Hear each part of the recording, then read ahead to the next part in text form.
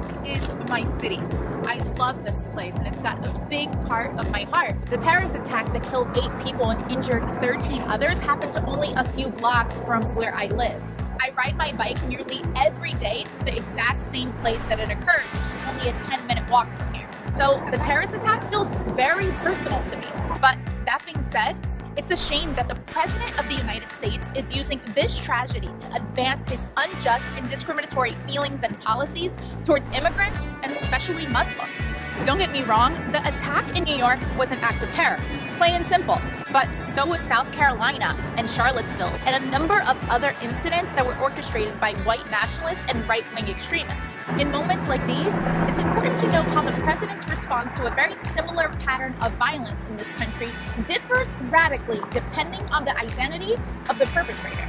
When one tragedy involves white lone wolf shooters with an arsenal of weapons of war, or white extremists plowing their car into a crowd of protesters, then it's rarely framed in connection to similar acts or to a larger ideological movement, in spite of what the data may say.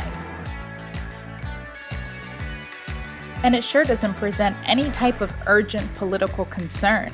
In the days that followed, the president was clear it was not the time to discuss policy. We're not going to talk about that today. We won't talk about that. We knew that something needed to be done, and we just assumed the country was behind us. And I think a month later, we've seen nothing happen. Most importantly, and rightfully so, it's never an indictment on an entire culture, race, or religion either. Yet, when violence involves Muslims, the president is ready to condemn an entire religion, issuing blanket travel bans and immigration overhauls, even though a person's nationality isn't an indicator on whether or not they're a suspected terrorist. But apparently, for the Trump administration, it's only okay to talk about preventing future tragedies when it involves immigration. Within hours of yesterday's terror attack in New York City, he was vowing to step up our already extreme vetting program. We want to immediately work with Congress on the diversity lottery program, on terminating it, getting rid of it. But when violence involves guns or neo-Nazis, then it's out of bounds.